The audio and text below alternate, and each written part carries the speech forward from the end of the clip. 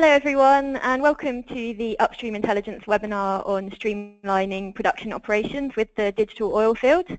My name is Leonie Harper and I'm going to be acting as the chairperson for this webinar. As many of you may know already, I'm responsible for the Data-Driven Production Conference to be held this June in Houston, which this webinar is being held in association with. We've had over 350 of you sign up for today's webinar, so thanks very much for such a fantastic response, and thank you to all of our panelists in advance for their time.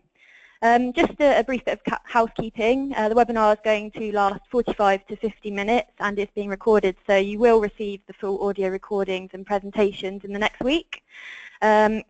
The purpose of today's session is really to share insight into the key role which the digital oil field and analytics can play in increasing the efficiency and reducing the cost of production operations. We're going to be focusing today on remote operations, minimum manning, and big data analytics. We're also going to be doing a bit of polling later on during the webinar, so please be prepared to join in on the voting and share your views with our panelists. Joining me today to address some of these issues are Steve Randolph, Director of Production Technology at Anadarko, Chris Lynch, who is Solutions Manager for Digital Oilfield and Analytics at EMC, and Tony Edwards, who is CEO of Stepchange Global. All of our participants today are going to be speaking in Houston this June at the Data-Driven Production Conference. So if you'd like to meet them in person and hear more about their projects, then please join us. They'll be joined by 200 other upstream and digital oilfield executives, and other companies who will be sharing insight alongside them at the event include Chevron, Shell, ConocoPhillips, Murphy, Noble, Marathon, Statoil, IBM, GE and Halliburton. So we really do have a huge number of industry players taking part in the event. We'd like to invite all webinar participants to benefit from an additional $100 off of the registration fee for the event. So to benefit from this, use the code webinar100 when you register online. You can check out the program at www.upstreamintel.com/data, which you can see at the bottom of the slide on the screen at the moment. So without further ado, let's move over to our first panelist, Chris Lynch. Chris, over to you.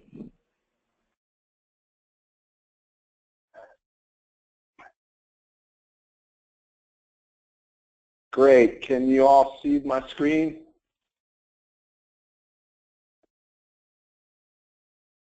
No. Yep, we can see you, Chris.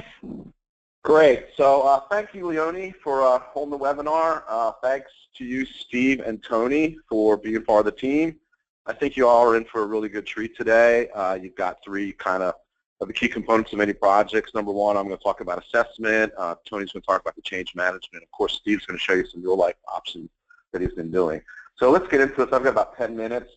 So the number one thing that I keep hearing from people and keep asking is like, how do I start? How do I get customer alignment? How do I make sure that we can deliver effectively? And so I'm going to go over a proven approach that we've been using. I've been actually used for 10 or 15 years that I've been really focusing on the last couple of years at EMC around how to understand and focus around digital oilfield projects. So the first thing is, digital oilfield has to be business owned and driven. If you can't get the business driving, if you can't do it in a platform around specific use cases like real-time drilling intelligence or drilling performance and evaluation, it's going to be really hard to get to that, the last thing at the bottom, which is faster time to analytics results equals increased capitalization. So one thing you'll hear from me continuously today and all the time is that it's all about business. This isn't a science project. It's about applying technology and change management and other activities to enable business success. And of course, it's all around the same thing: decreasing costs, increasing efficiencies, and looking at production. So let's just defining in the context of business use cases. And the last, just don't increase performance. You increase performance by some value. Increase production by some value. And so really focus on that. And so we're doing a current state assessment. We really want to examine the workflows and data from drilling wells and operations to define things like how do we increase the utilization of all data, real-time and relevant time, to be effective? How do we improve collaboration? One of the biggest things associated with oil fields is collaboration centers and activities such as that. How do we look at increased production efficiencies from an operations point of view around, again, business-driven areas, production field operations, production tech, production engineering operations. And we go through this current state assessment at the end. We want to come up with some matrix to understand and prioritize what we could be doing. So we've come up with a kind of common Boston Boston Matrix that looks at the business value versus feasibility and helps you then determine what to focus on, what to do first from an effort versus value. After we do the current state assessment, you have something like this. And this, the idea isn't for you to be reading all this right now. The idea is to see, kind of look, there's these best practices around digital oil field. There's some specific functional capabilities, and there's benefits and business cases around it. But the big thing is, what's your current state? And I put these big things in red because in order to be effective in digital oil field, you really need to be honest across your active teams. One of the things I think in Good to Great book, he says, face the brutal facts. What are the facts of how you're running your organization? What are the facts around all these areas? Focus on potential value. And the last one is to don't succumb to lowest common denominator. And Tony may touch on some of this, but a lot of times when we're on these projects doing assessments, you get in this room with different people, some from the field, some management, some others, and they want to do things, but they always kind of go, okay, compromise, and they're doing a lowest common denominator. And the biggest thing you don't want is to implement something that somebody says, well, yeah, well, I could have told you that, or yeah, so what? So don't succumb to the lowest common denominator. Demand that you reach and do higher levels of integration, higher levels of automation, higher levels of collaboration across the systems, and you will generate absolutely very, very large value to your company. So another big part around the facilitation engagement is, how do you focus our areas around short-term versus long-term? So we've kind of come up with this process around, looking at, number one, what are your focus value assessments? So we look at, operational. We looked at reduced non-productive time. How to accelerate production and reduce downtime, and analytics enabling increased optimization. So these are kind of our drivers on the left side. And the process on the right kind of tells you how we go across it. So we engage the assets through a lot of different processes, surveys, interviews, workshops. And you come to this process where over the first 2 weeks, where you rank them. And you come to this first decision point, is it high value? Well, if it's not, you capture into your inventory for future consideration. So it's very critical that you capture these for future consideration, because what may be not so high value now may be really highly valuable in 6 months to a year when your conditions change. Are they valuable? Yes, they are. When it comes to this low-hanging fruit, and the idea is that if it's low-hanging fruit, yes, then go into the initial phase to get things done right away. If it's not low-hanging fruit, go into the no, which provides you more of a 3-month required activity.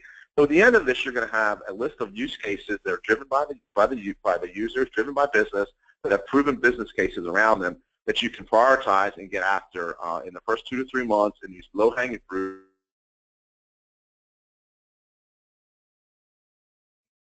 Okay, stand for me to improve operations, improve business, and improve collaboration. So when you look at the, obviously there's some level of desired end state, and these are kind of examples that we've come up with. So typically the end state will be operational efficiencies, collaboration, such as that. Usually the first stage is enabling high performance. Stage level, it's the old, you need to learn to walk before you can run. So we look at things like data management, integration, your real-time intelligence, performance,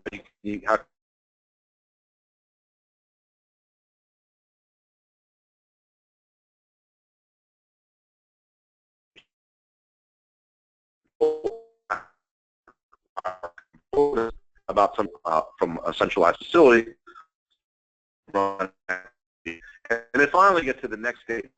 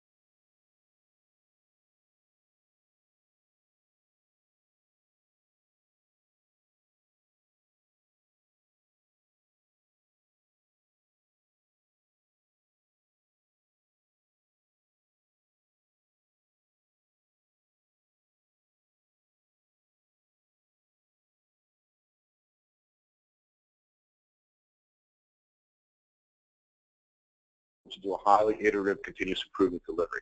So you'll see the traditional waterfalls here, and all around, I mean, if you folks are involved with the new third platform approach, you know, all around data, big data, it's all around mobility, it's around social media, and cloud enablement, right? And one of the big things is cloud native architectures, and really be able to iterate and roll things out, you know. So you can see this little, the idea is you quickly just roll out new phases using this overall approach.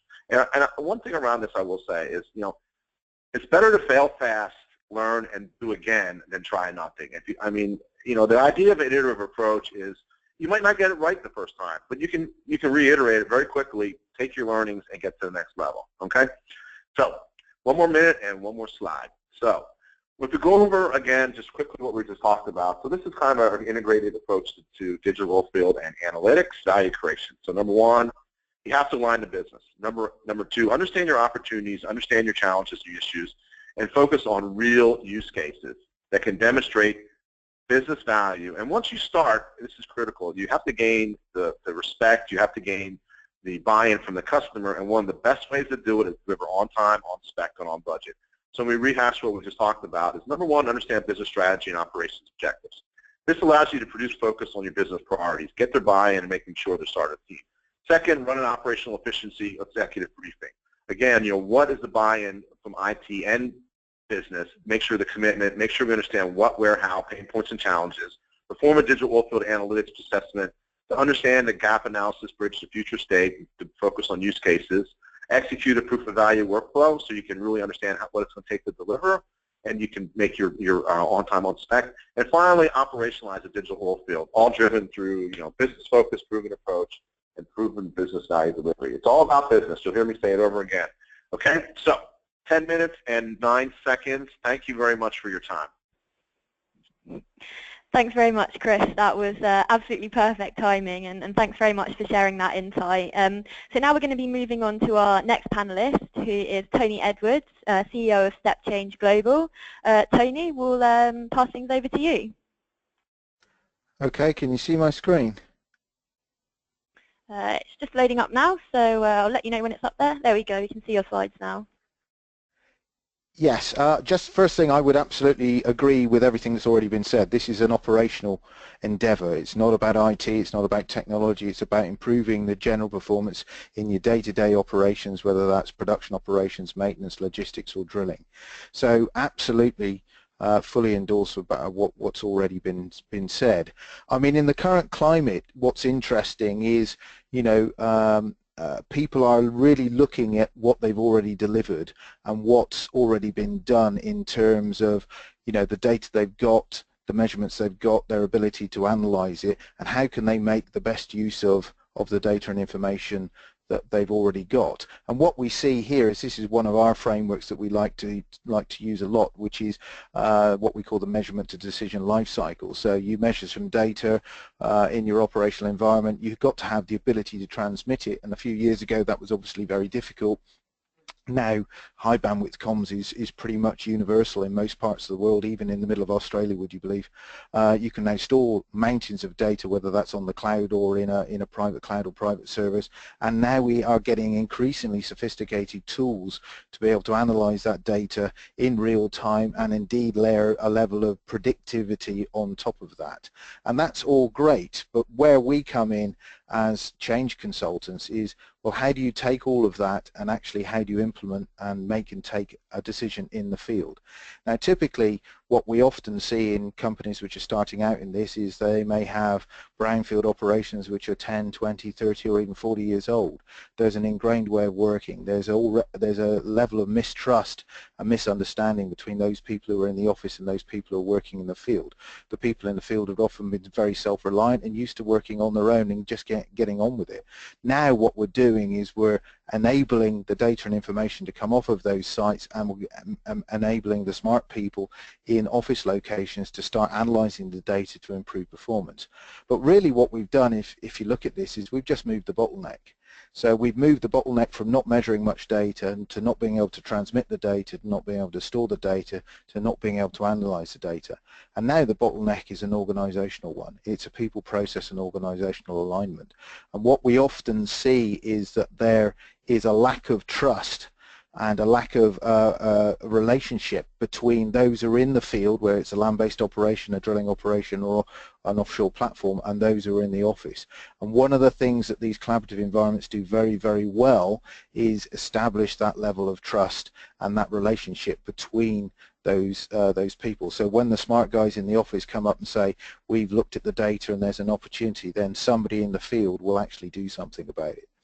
Now, what we've also seen is that there's been a lack of focus on the change management, on how you deliver collaborative work processes. Now, many work processes can be automated to an extent, but many of the most high-value ones are still too complicated to be automated. So how do you implement those processes, those workflows that are now multi-site, multi-discipline, and real-time? This is a huge change for your organization, and you need to understand how you put a collaborative wrapper around those processes if you're going to add value.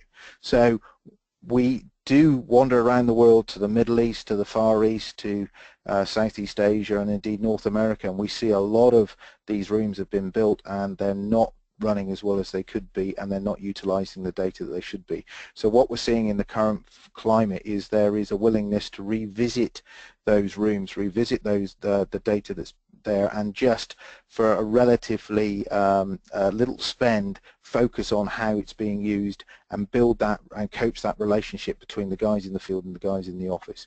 So we've been developing what we call a collaborative environment health check, where we can come in a week or 2 weeks and we can actually help you understand where you need to focus on to get the most out of what you've already got. And typically payback can be pretty quick. If you then unwrap that cycle, basically you get a stack, and a lot of the stack at the bottom is obviously the technical stuff, which needs to be in place and needs to work properly.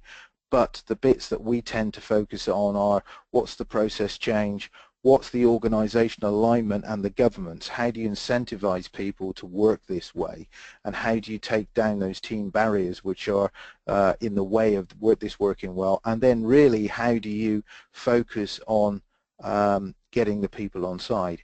And you know, we have a couple of sports psychologists who go out and sit in the field with the guys and talk to them in the evenings and really try and understand where the resistance is. And once you know that resistance is, you can then put strategies in place to overcome that. Now, this is what we would think of as brownfield application of collaborative working and digital oil field and data and information. What we're seeing is the next evolution of that is to say, actually, how do we do what we would call brownfield progressive minimum manning? So certainly in land-based operations, and indeed we've done this for both land-based and offshore operations, how do you start saying, actually, can we remove roles or part roles and bring them back into one of these operations and engineering support centers? And typically, if you can do that, the saving alone just on logistics and hotel costs or camp costs can be extremely significant. Of course, it is relatively easy just to pull people back to the base, but how do you do that in a sustainable way so that you don't just put them all back there in 3 years' time, and how do you do that without introducing risk into your current operation? And what we see is that the digital oil field collaborative working is a vehicle for doing that, and we've got several projects ongoing in this space at the moment, and certainly with many land-based operations there's a huge opportunity to reduce the number of people in the field, move to management by exception, and really work a different way and lower your OPEX by quite significant amounts significant numbers.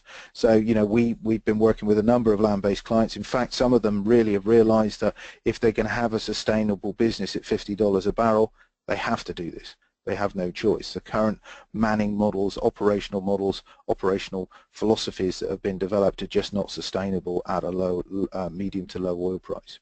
And also it has the improved, has a really good beneficial addition of improving safety, certainly in terms of windshield miles, number of miles driven, or helicopter flights if you're taking people offshore, and reducing the exposure of people in the field. So we're seeing this as very much an emerging idea.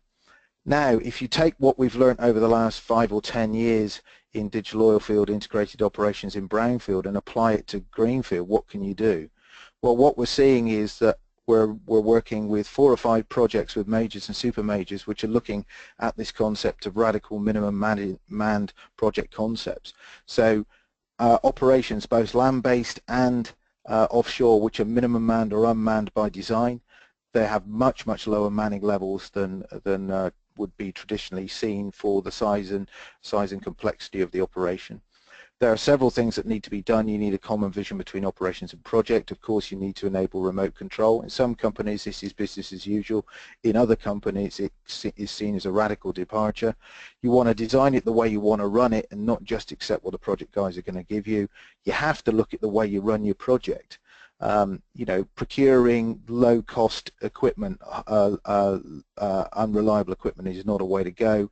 You need to look at alternative KPIs in terms of looking at the number of man hours, looking at the availability for projects, and not just CapEx, OpEx, and schedule. And you can get quite significant outcomes. I mean, we're working on projects at the moment where we're looking to drop the OpEx by in excess of 50%, and in many cases closer to 75 or 80%. We're looking at lowering the CapEx, and there's a number of reasons for that. Instead of taking a traditional project approach and sparing to get high availability, we're looking at good quality equipment and not sparing, but also you take all the equipment away associated with having people around. You have improved availability because if you're unmanned or minimum manned, you can't afford not to. And this can be applied to all types of operation. Now, some projects which have been up and running for a while, this is a wellhead platform. This is typically what people think of as unmanned platforms. And I ran 25 of these, and some which were more complex in the mid-late 90s. But this platform has actually got 250 man-hours of maintenance a year, and the intervention rate is once a quarter for 4 hours. So we're not talking about something where somebody's going every week or every month. We're talking about a team of 10 people going for 4 hours every quarter, and the helicopter sits down on deck and they run around, they do the maintenance, and then they go away again. And that's been in operation for nearly 10 years now. This is a platform called Angel, which is a woodside operation. This is an 800 million standard cubic feet a day gas operation. It's completely unmanned, remotely controlled, and again they have a visit frequency of going about once every 2 months for 4 days. It's actually had 2 years with availability of over 100%, i.e. no trips and no planned downtime. And so this shows what can be done. Typically this would have been a project which would have had 30 or 40 people on it if it was done in a traditional way. Here's another operation, land-based operation, which is a fully spec'd gas condensate operation. It's got compression, flash gas compression, separation, gas drying, pumping, cleanup, water injection. It's got wellheads, it's got the whole lot. And again, this is an operation which is completely remote controlled, unmanned, extraordinarily high availability, 99.7% availability. And then these are some projects that we're just working on now. We're looking at a fully spec'd FPSO of about 100,000 barrels of a day, a little bit more, and can we get this operated with around a POB of 15. Another one is a SAGD operation where we're looking at having the well pads completely unmanned with a visit frequency of once a quarter and a CPF manning level of around 12 to 15. Another one is a land-based LNG project where we're looking at a CPF and well pads, again quite similar to the SAGD operation of 15 people in a CPF and completely unmanned well pads, again with a visit frequency of once a quarter. And then finally we're doing a gas condensate platform, compression platform. This is a floating production system, very large production, very large level of compression, and we're currently looking at whether this can be completely unmanned. So there are a number of new project and operational concepts emerging, people finally beginning to take the technology, take what's already possible, what's already been done by some, and plug it into the front of their projects to actually significantly reduce CapEx and OpEx and improve safety of these new greenfield projects. These ones at the bottom here are due to come on in about 2020, 2021. You have to get in early. So in conclusion, you know, companies are trying to make the most of the technology and data and information they've got. That's not surprising. They've already spent that money on it. Why not make the use of it?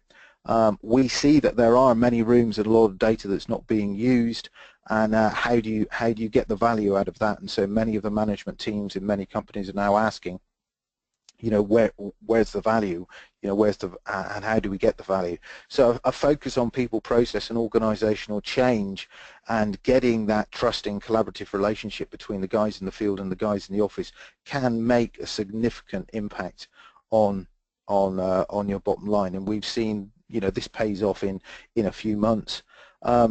Remote operations and engineering support is being used to enable sustainable low-risk brownfield demanning. We're not just marching everybody down the hill only to march them back up the hill in 2 years' time when the oil price goes back up and our maintenance backlog is really bad. We're trying to do this in a way that actually reduces the amount of work in the field, reduces the roles in the field, and becomes sustainable. And then we're seeing an uptake of what we would call radically minimum manned approaches to greenfield concept generation and how we run projects. And we've got 3-4 projects ongoing with super majors and majors in all parts of the world in all types of operations at the moment. And this is very exciting for us. It takes what we've learned over years of running unmanned operations and in digital oil field, and it really applies it at the very front end of major projects. And it's not just a bolt-on, it's not just adding instrumentation, it's not just adding automation, it's actually running it, designing it to be run in a way which is unmanned, completely remote and controlled, and is sustainable. So that's me. Thanks very much, Tony, for sharing that insight. That was very interesting to hear about some of those projects that you're actually working on now, so thank you for that. And for those of you that have just joined us in the last sort of 10 minutes or so, Tony, Chris and Steve will all be developing on all of these ideas further at the Data Driven Production Conference in June. So if you are able to make it down, they're going to be joined by a whole host of other both operators and technology companies. Head to the website upstreamintel.com/data if you want to check out some of the other topics that are going to be being covered. But for now, let's head over to our final panelists today. After this, we'll be doing a little bit of live polling, so please do stick around after that for the next 5-10 minutes after this presentation. But yeah, let's head over to our final panelist, Steve Randolph. He is Director of Production Technology at Anadarko Petroleum currently. Steve, over to you.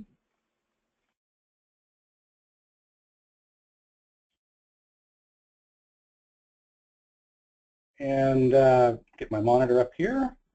Leonie, let me know when you've got my screen. Yeah, we've got your slides up there now, Steve, so take it away. Great.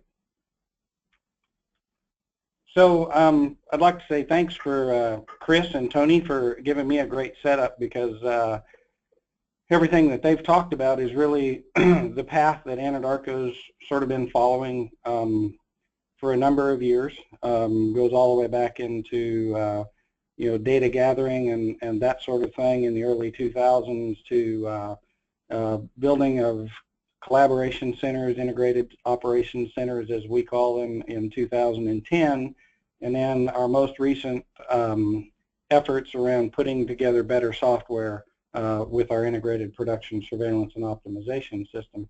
And so the current initiatives really in play are upgrading those operations centers and finishing, or at least beginning, a broad-based platform that will be a process how we plan to operate our fields going into the future. And what we have is a software initiative around integrated production surveillance and optimization for IPSO. I guess I ought to preface this by letting you know that for Anadarko, this is primarily, the big efforts are primarily around North America onshore. We fully recognize and have already started taking some of the workflows that have been built, and they're being used all around the world. And I'll hit on that a little bit. I'll hit more on that at the conference. For us, the original issues around the production and surveillance were exactly like what Chris was talking about. A bit of where do we want to go, where do we want to be, where are we at today, what can we do? And we recognized early on that there were going to be some challenges with that. And so, a lot of the early efforts really are around data integration, simple workflow management, low-hanging fruit. What are we doing today that just is tremendously burdensome on the people that are trying to do it, and can we help them do that? Now, that's not a step change, right? That's just taking the horse-drawn wagon and whipping it faster. We haven't got to the automobile yet. So, you know, the step change comes when where do I want to go to? Also, data visualization. Our data visualization was quite a hodgepodge and different around the assets that we have. And what we wanted to do is be able to give better tools to all of the people involved. Operations centers, we call them our integrated operations centers. They started really in 2010 as really a simplified dispatch center. You know, operator in the field noticed he needed a tank. Instead of him having to fumble around with phone numbers and make all the phone calls, he could call the dispatch center. They could help him get oil trucks or water trucks or whatever. That migrated to where we bypassed the operator, and people were able to see the data in those dispatch centers, and they were taking care of the dispatch. But it's really pretty simplified type things. Our IOC centers today are a systems management center, and they are the hub of how our field operations work. Most of the decisions on what we do in the field go through that hub. I'm going to talk a little bit more in detail about where we want to take those. And then recently, within the last 2 years, we've also put together a collaboration center. It's here in our Houston office. They see all the same data that all those field operations centers see, and they're here to be able to help those operations centers if there's something going on in the field that needs more hands. We've got people that can offer some assistance there. We've also got availability of subject matter experts that we can put into the conversations with our field operations centers if that be what we need. So IPSO is kind of interesting, and I posed it as a question up here. You know, is a digital oil field a catalyst for change, or is it just an enabler? And I think it does both. So at Anadarko, you know, people were asking us, we need to be able to do this faster. We need to be able to do this better. I need to be able to see my information a little bit better. And so we started talking to them about, okay, we can put this together and we can do that and we can solve some of your pain, but, you know, that's just trying to move everybody around the globe faster. How do we do better, not just faster? And so it initiated a conversation around what can we do different. And that prompted our whole onshore North America operations team to gather up and say, well, where do we want to be? How unmanned do we want to be? Do we want to just do things totally different than the way we have in the past? And how do we do that when we're talking about assets in the 1,000 to 10,000 well range, assets that, you know, 50 miles long by 40 miles wide, the volume of data that we have? How do we plan a course of action that more data, more things that we need so that we can be more and more an unmanned operation? And so we've developed a vision out of that. It's called our Vision 2020. That's not because we want 2020 perspective on it, although that might be nice. It's really more of a, we know it's in the future sometime, whether it's really 2020 or whether it's 2021, doesn't really matter. We do know it's a journey. And so we've sort of spec'd out a journey. It's got quite a bit of detail behind it. I'll share some of that at the in more detail at the conference. And so that moves IPSO from initiator of a conversation, a catalyst for change, to now how do we enable it. If you go through the details that are put down about what we want to do in the past and where a digital oil field needs to have robust workflows and data management and visualization tools to support what we want to accomplish, it's embedded in just a tremendous number of places around that vision. And so, you know, how are you going to get to manage everything by exception? There are no, you need to do this. In fact, we don't even look at maintenance. as a preventive maintenance. We want to be doing nothing but predictive maintenance on health of machines, and we manage our maintenance crews, we manage our operations crews, we manage everything that we have by sending them to the thing that needs their attention today. Predictive modeling and proactive management. Clearly things for change. We see that this is a system that you can't just have operations in. Our engineering, our operations, our reservoir engineering, production engineering, all of it has to come together there because we're making system management tools. And in fact, luckily Anadarko is in a place in North America where we own most of the gathering and processing facilities as well. And so we can actually take a full systems approach and understand what changes we make in our compression models and how they change what we're doing in the field. And I think at the conference we'll have a little bit, quite a bit more detail. I'll be presenting a paper on IPSO and where we're at today and what challenges we've faced and how we've overcome them and where we've gotten to today. But it is a robust platform for us. We are actively using it and helping to manage our projects today. And we have a lot of future progress that we have to make there as well. Our operations centers, we made a decision, and the way Anadarko was going to do this was to man field operations centers, because that's where we wanted to have these integrated operations centers being able to see pipelines, plants, wells, all of that information, put the right people in that room so that's where decision making occurs. And once we have decision making occurring there, then we dispatch personnel to execute on what we need to do. In doing that, you have to have fairly robust tools, and we had tools. I won't call them robust. We have better tools today. I still won't say that they're robust in everything that we need to have, but we do have the ability to see the system. We do have the ability to understand what changes are occurring in the system in a real-time basis and to manage control of the systems. Some of it's fortuitous, some of it's planned. One of the things that occurred for us is during the massive floodings in Colorado, I believe it's almost 2 years ago now, we were able to use our IOC centers to remotely shut in over 1,000 wells that were in the path of the flooding, that had we not been able to shut them in, we would have run the risk of environmental liability. Because we were able to shut them in, we either eliminated that or at least had a high rate of effect on lowering its effect on the environment. And then we were able to continue to manage and watch those wells and see what was happening as the flooding was occurring in Colorado. So these things are important to us from all sorts of different aspects.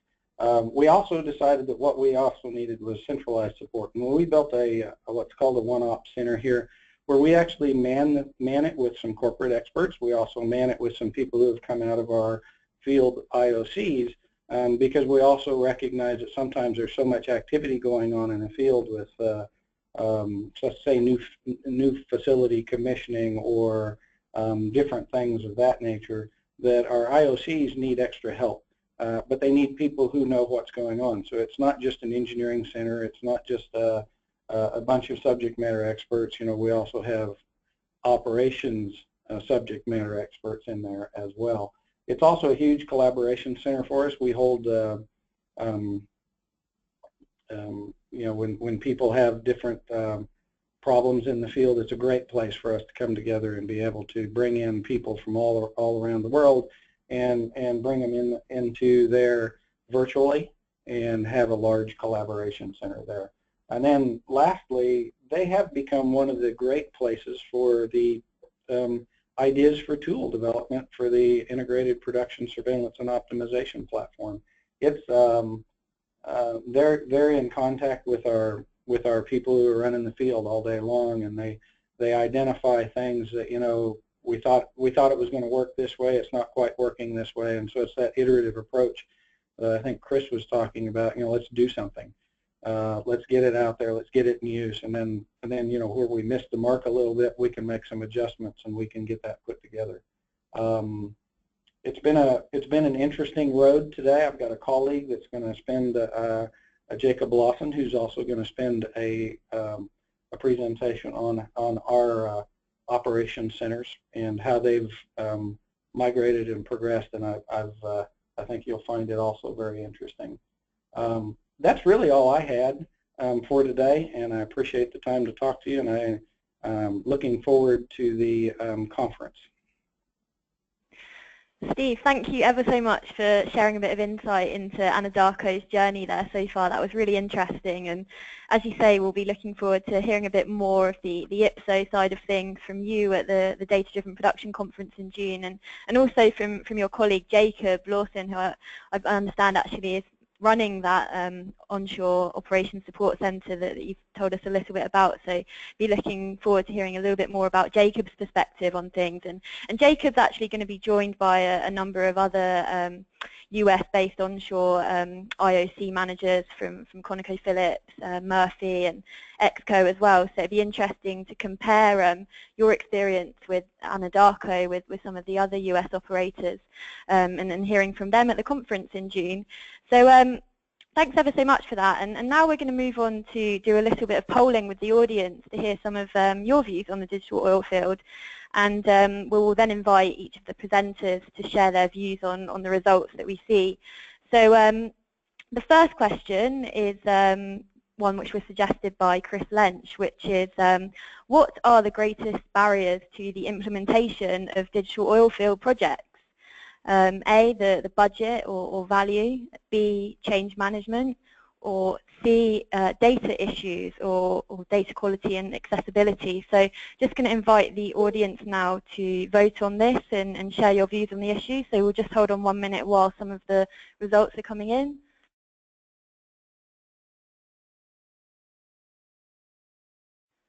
Okay, so we're just seeing some of the results coming in now. And once we've got the final results, we will then invite Chris to share his thoughts on what the results of the polls are. So we'll just wait for the final results in 3, 2, 1. We'll close the polls now.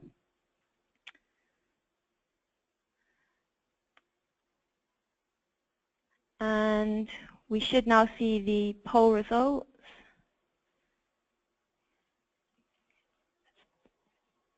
And Chris, can you see the results up on the screen now? I can. Can you hear me? I can, yeah. Great. So first off, thanks for everyone for attending. Without your attendance, then this probably wouldn't be much fun. Tony, really loved your presentation. Steve, obviously, the IPSO is kind of near and dear to my heart. Where you're taking it is just fantastic. I'm really looking forward the data-driven optimization conference where we can talk about these in much more detail. So, first thing, when I look at these answers, especially the budget value, I mean, data issues. I started with Amoco in 1987, and it seems to be data issues then. The accessibility, data should be extremely accessible, especially with new things like data lake and Hadoop, where we can do more around that. Second, so I think we can overcome a lot of those areas, especially when we look at some of the things, specifically Steve was showing, Tony was showing. The idea around budget value, I think, is exactly what I talked about at the beginning of my presentation, which is everyone's like, how do I start? How do I prove the value? How do I show the value? And it's kind of this may be a little strong word, disconcerting to me that we're still worried about budget value because there are so many papers, so many proven use cases around digital oil field in the marketplace that can clearly show immense value, proven value, not subjective but objective value.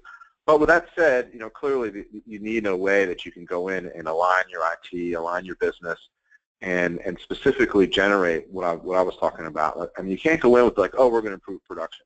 You need to say, look, we're currently doing 94% production performance. through this process, we're going to take that up to 97.2%. You know, we're going to specifically show objective values that we're going to get to based on our assessment of the current state. So they're the key things that need to happen, and we can definitely happen. The last one I want to just briefly talk about is change management. So I see change management all the time. I remember about 7 years ago, we were at a Digital Oilfield conference, and the ex-CTO of Chevron, and the whole conference was around change management. I think change management is critical, but sometimes it just seems to be used as a crutch in our industry. And I really think what we need is change leadership. And I'll give you 2 examples of change management that turned into change leadership. One of them was around effective target setting. And basically effective target setting is each month this customer in unconventional field would do its typical reserve decline curves for all its wells and set them up to the reserves. And then those decline curves would then be used for the targets for the month. But anyone who knows anything about unconventional fields know that these wells are extremely dynamic. I mean, during the month, I mean, they can go from, you know, 1,000 to 800 to 600 very quickly. And so you've got to be on top of those and do some you know, deeper analysis and effective target setting. And so specifically, they had the best engineering ever created by man in the oil and gas space. Yes, that's Excel. They created an Excel thing that the person went in, and it would bring the data in, and it would generate the slope of the current well. And when the slope would change to a certain level, it would change the effective target. And that effective target would come for the week. So obviously, it worked, but you couldn't use the data properly. It wasn't used. The target wasn't used by other KPIs throughout the organization. And so we pushed that to a web-enabled portal that would push the data into the target. Then everything throughout that organization, we use that new target. Well, the first time we went in, it's like, well, this is really working, but I need this extra functionality. 2 weeks later, we came in and added that. And the engineer said, well, this is really great, but I need this extra functionality. And then finally, when the third time we went in there, the engineering lead of that asset said, okay, starting today, you will start using the web portal. So, you know, there's certain levels of, or you will basically, you know, if you see the Excel file again, you will be in trouble. And so basically, we went through a change management approach, but in the end, change leadership made it happen. And then one more example, I think, Tony, you probably run through this a lot too, where, you know, and if you look at what Steve was showing you about the new operations center. So the new centralized operations center are taking a lot of activities that used to be run by the field, and so you're doing kind of cross-asset activities, and you're bringing it into a centralized center, like in Houston, that's running like South Texas, right? And so that's a big change, and it usually starts out very well, and then you move forward, and you'll start getting some things kind of slacking back, and you know, and it wasn't quite going quite as well. And then finally, the SVP of operations for South Texas for this company brought the 2 leaders from the field and the 2 leaders from the centralized facility, and said, hey, you know, what's going, how's it going, and, you know, obviously everyone's talking. And at the end, they said, okay, 1 week from now, you folks are switching your roles. You are going to move from the field to the central, and you are going to move from central to the field. And 2 months from that date, this will be working fantastic, or I will be finding some other people to run my operations. So, is that change management, or is it change leadership? I think it's a little bit of both, but in some situations, it's got to come and change leadership. So, they're kind of major things I've been seeing. I've been doing digital oilfields for 15 years, and they tend to repeat themselves. But they're all very overcomable, and with people like Tony's group to help from the change management, a lot of companies like EMC and the guiding leadership of companies, Anadarko, where we can learn real specific things at conferences. That'll be very, very helpful. So thanks for your time, Leonie. I hope that answered your questions, and I look forward to seeing you guys soon. Chris, thanks ever so much for sharing those little anecdotes there. I appreciate that. And now we're going to go on to our second polling question of 3. And this question was actually suggested by Tony. Obviously, as a result of the current climate, I'm sure Tony's been seeing a lot more pressure in terms of the demand of payback time that clients are demanding at the moment on digital oilfield projects. So the second polling question, if audience is ready to join in, is what should the payback time be on digital oilfield capability delivery in the current climate? So 0 to 6 months, 6 to 12 months, 12 to 18 months, 18 months to 2 years, or 2 years more. So we'll just wait for the results to come in, and then we're going to ask Tony to share a few of his thoughts on the results that we're seeing. So everybody cast your votes now, and just watching them come in, and we're just going to close the voting in 5, 4, 3, 2, 1, and the voting's closed. Okay, so now we're just going to hand over to Tony. And Tony, so what are your thoughts on the results that you're seeing on the screen now? I think that's what I would expect to see from an operator's perspective, and certainly our clients are saying if you can't demonstrate payback within less than 18 months, you really don't have a conversation. That's their expectation. The good news is, I would say, with very few exceptions, the majority of digital oilfield capability delivery programs I've been involved in over the last 10, 12 years inside BP and BG, and also externally delivering to companies like Statoil, Conoco, Chevron, etc. The majority of them pay back within 12 months, and a large number of them actually pay back within 6 months. We did one recently in Calgary, and it paid for itself twice, nearly 3 times over within 12 months. So I think one of the good things about digital oilfield approaches in the current climate is that they do demonstrate to payback value in a very short space of time, but the focus needs to be on the change, as Chris said. In the example that Chris gave, I would actually categorize that not only as a leadership of change, but also an organizational change. What you actually did was swap the roles and responsibilities, and what we see is that's absolutely key to getting the value from this. We have an equation which says new technology plus old organization equals expensive old organization. If you don't change what you're doing, you don't get the value. And most often now we see that the barriers are organizational alignment as the barriers to sustaining, to getting that value. And that's why these collaborative environments are a catalyst. If you introduce these, you introduce a new way of working, and you need to look at how your organization aligns around that model. It's not good enough to keep the same structures in the field, keep the same structures in the office and expect it all to work. The other thing I would say in the current climate, there's a temptation for many companies to reorganize and expect a change in performance. What we actually believe is that you should work out what you want to be able to do, what the capabilities you are, what the business needs, and then design your organization to deliver that. Often we see that companies are reorganizing and expecting a different outcome, and it just doesn't happen. So again, actually the business cases often are pretty easy.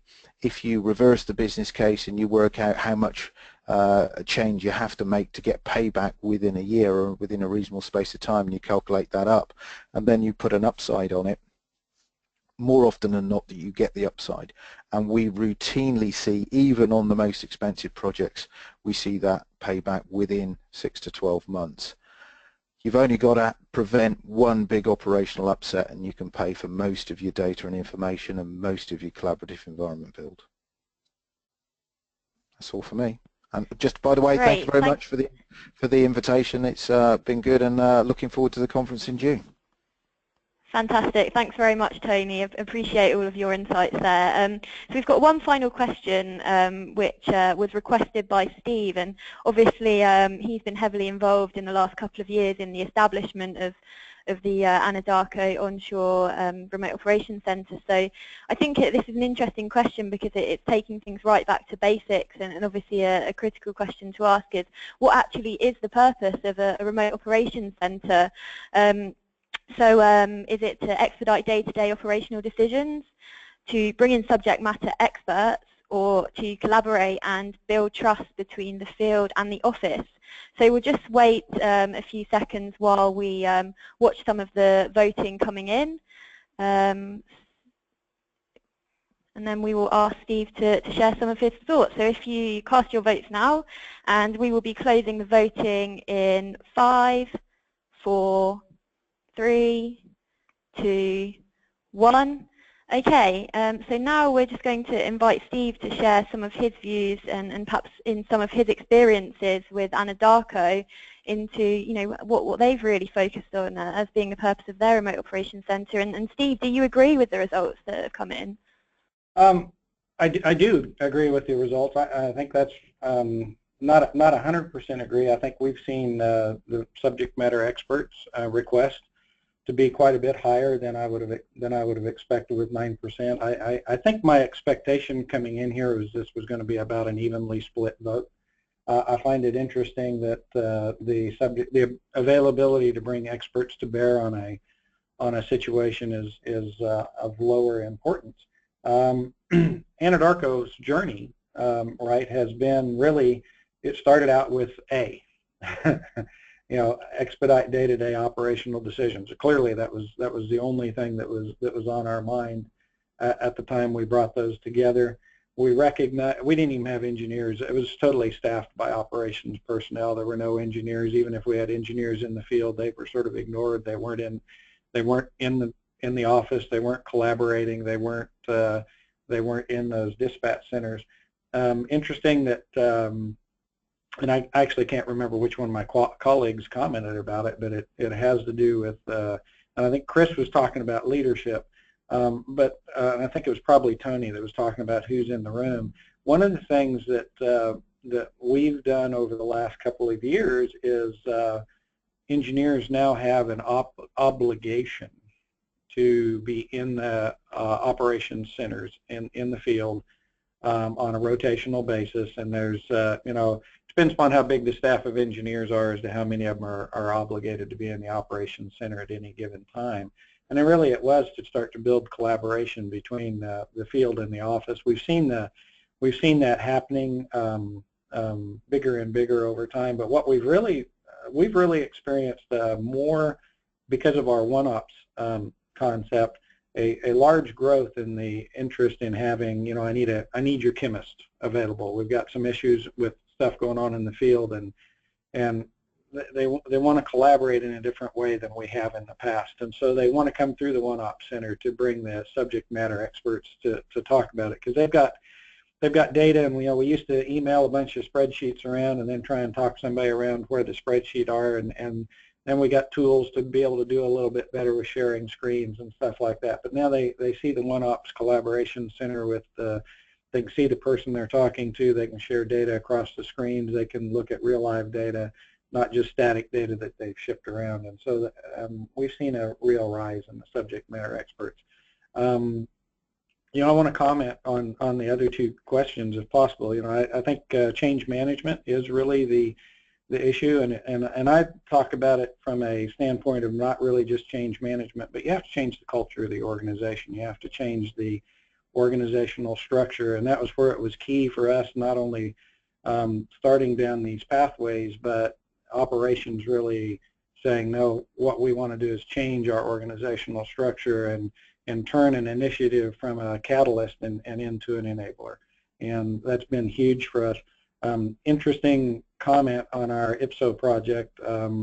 It's all a matter of timing, of course, but some of the first workflows we stood up were out in the Gulf of Mexico, and we identified something going on in one of our fields, negated some detrimental effects to a well or possible effects to a well, and essentially changed the way we were operating the well, and ended up probably saving $30 to $40 million just in one catch with our very initial workflows that we put out there. And so these things have huge payback. It's interesting. It is every workflow you have to go in and show the business case and talk about how much money comes back. We don't focus much on payback period as much as is it competitive with other dollars that we can spend, because clearly that's the issue.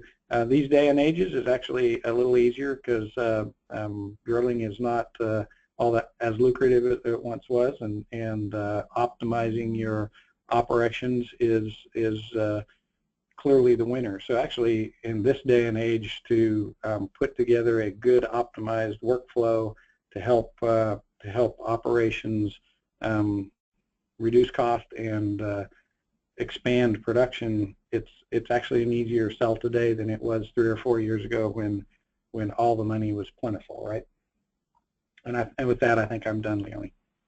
Yeah, that's a very good point, Steve, and thanks very much for sharing your thoughts there. I think we're just coming up to 10 o'clock now, so I think that's about all the time we have for today. I'm sure I've seen a couple of your questions coming in, and I will try and make sure that the panelists do receive those questions after the event if possible. Also, if you have any further questions, then you obviously will have the opportunity to come along to the Data Driven Production Conference in June and chat with the panelists as well as our other speakers.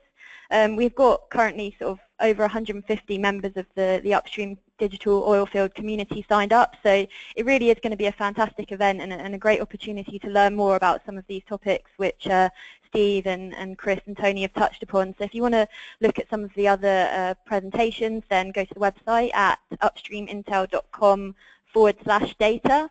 Don't forget that also as a webinar participant you get an additional $100 off the pass price. Just use the code webinar100 when you register for the event. So once again, many thanks to Chris, Tony and Steve for participating today, sharing their insights and taking the time to speak to us. I'm very appreciative of that. For the webinar participants, you will have access to the audio replay and presentations in the next week or so look out for an email from me, and please do share them with your colleagues, clients and everyone in the community, because we want to share this knowledge as far and wide as possible. So thanks everyone for tuning in, and goodbye.